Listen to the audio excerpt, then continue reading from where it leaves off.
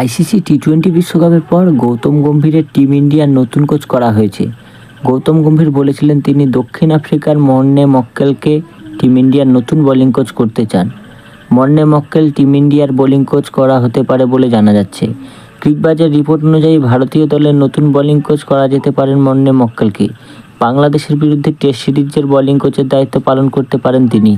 সেপ্টেম্বরে ভারতীয় দলের হোম সিরিজের আগে তার আনুষ্ঠানিক নিয়োগ হবে বলে আশা করা হচ্ছে। সাইরাজ রাতুলকেও প্রধান বোলিং কোচ হিসেবে বেছে নেওয়া হবে কিনা তা এখনও স্পষ্ট নয়। বর্তমানে তিনি শ্রীলঙ্কার ভারপ্রাপ্ত বোলিং কোচ হিসেবে কাজ করছেন।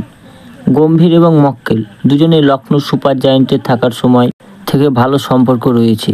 গম্ভীর 2 বছর ধরে মেন্টর হিসেবে কাজ করেছেন লখনৌয়ের। গম্ভীর কলকাতা নাইট রাইডার্সে যোগদানের পর প্রধান coach Andy flower royal Challengers ব্যাঙ্গালোরে চলে যাওয়ার পর মক্কেলকে নতুন কোচ জাস্টিন ল্যাঙ্গারের সঙ্গে লখনৌ ফ্র্যাঞ্চাইজির বোলিং কোচ হিসেবে কাজ চালিয়ে যান। গম্ভীর এর আগে বোলিং কোচের পদে মক্কেলের নাম বিবেচনা করার জন্য ভারতীয় ক্রিকেট কন্ট্রোল বোর্ডকে বিসিসিআইকে অনুরোধ করেছিলেন। মক্কেল 2006 থেকে 2018 সালের মধ্যে 86টি টেস্ট, 117টি ওয়ানডে এবং 44টি টি-20 ম্যাচ খেলেছে। তাকে টিম ইন্ডিয়ার নতুন বোলিং কোচ করা হয় কিনা সেটাই দেখার বিষয়।